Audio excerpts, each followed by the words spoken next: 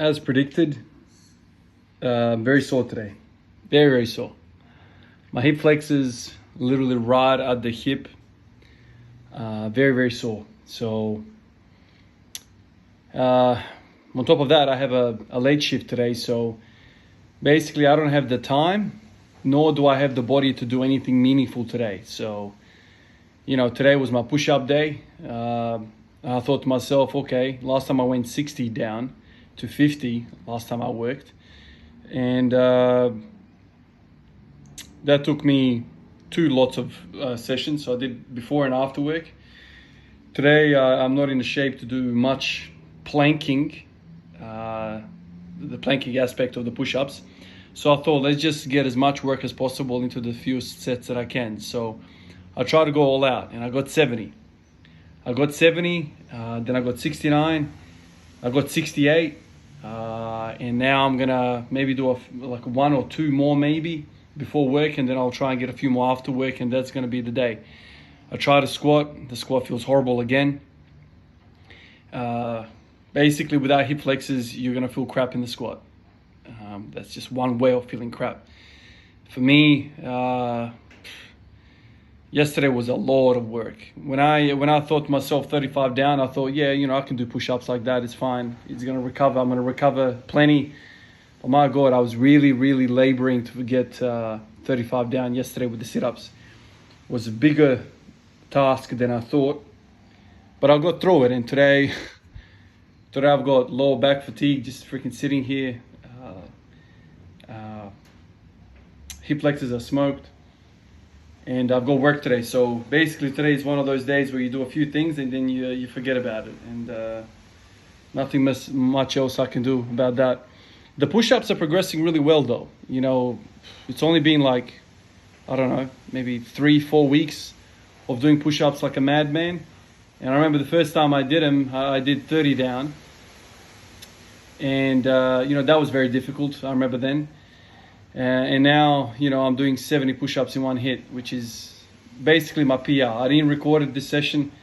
I didn't think to record it, but I got 70. My previous max is 69. That was from like 3-4 years ago, something like that. The last time I cared about push-ups.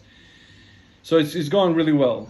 Some of you guys might think, might say, this is not real push-up form, whatever.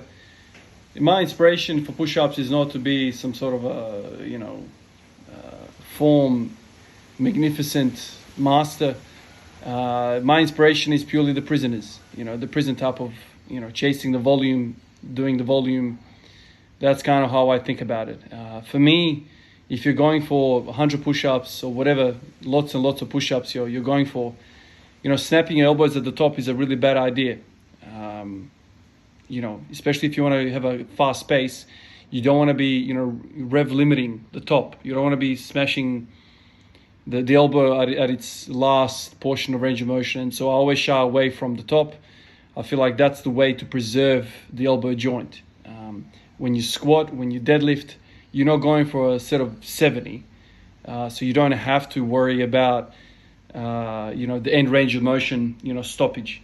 That's how I think about it anyway. I have tried push-ups right at the top, but because you're going so fast, a lot of the reps, you end up basically smashing the elbow to the wall, essentially. I haven't had any elbow trouble doing it this way, so I'm going to continue to do it this way. It's more time under tension in my mind, although if you probably locked it out, it will be some other time under tension, probably. Even if you hold the push-up at the top, kind of like a plank in a push-up form, you're not resting. That's far from a rest position. Your pecs are engaged, your shoulders, everything is radius anterior, everything's engaged. My only concern with doing push-ups like that is, one, I'm going to fatigue very, very quickly if I watch every single rep, lock out carefully, because, locking it out quickly, you're going to smash the hell out of the elbows. And that's not what I'm after. So when you're doing high repetitions, anything, you have to kind of think about tempo. You have to think about how you're going to go about it, because you don't want to be smashing the elbows into the wall like I mentioned. So I got 70. I'm very happy about that. The goal is 100. I didn't think I was going to progress this quickly. I basically gave myself to the end of the year to get 100, but it looks like I'll be able to get it in a few months if everything continues. Now, my secret to this is not secret at all. I'm just doing a shit ton of volume. like a stupid amount of volume.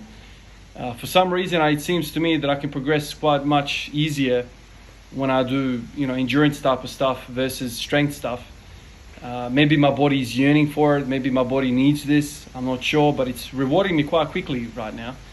I feel like, going from 30 to 70 push-ups in the space of, 4 weeks is pretty good. Now, when I did the 30 push-ups, you didn't see me do that, but maybe I could have gotten 35, 40, but it was a tough set the first time I did push-ups this year. I just didn't have that muscular endurance. It didn't have the glycogen stores in the muscles, and I was burning out very, very soon.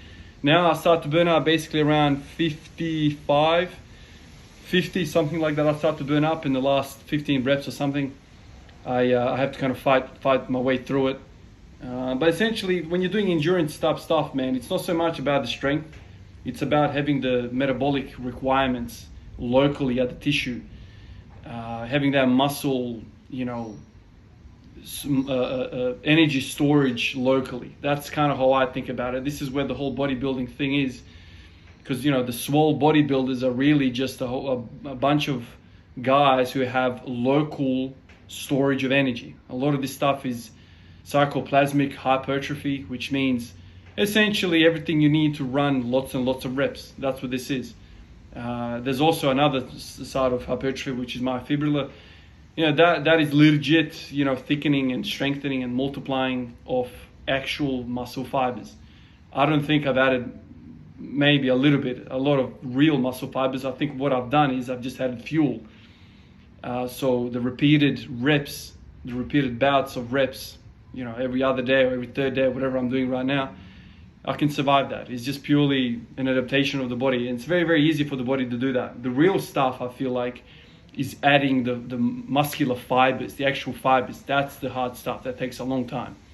That's actually building tissue. Sarcoplasmic is essentially a whole bunch of fluid around the muscle.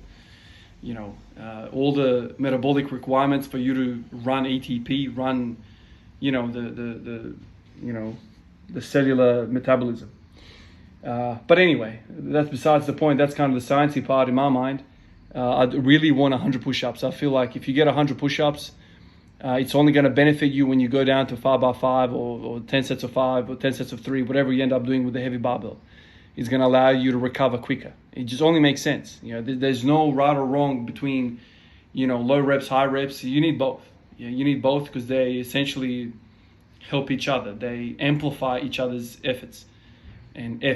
So, anyway, I'm having a lot of fun. My body feels great. My body literally feels great.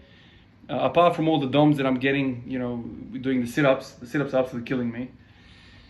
By far the hardest calisthenics thing that I've done so far. And I would have never picked it, but these sit-ups are absolutely killing me. I slept last night like a freaking log, man. It's like my spine was just so exhausted. I just lay there like a log for like 10 hours. So sit-ups are freaking challenging, but here I am. The squats are suffering on the day and maybe the day after. But as soon as I start to kind of recover from the sit-ups bouts, I feel good. I feel very strong and I feel protected in my lower back. So right now it's only 2 days a week is what I'm managing. It's way too much, with more frequency. Anyway, let me get ready and go to work, and I'll catch you guys in the next one. Peace out.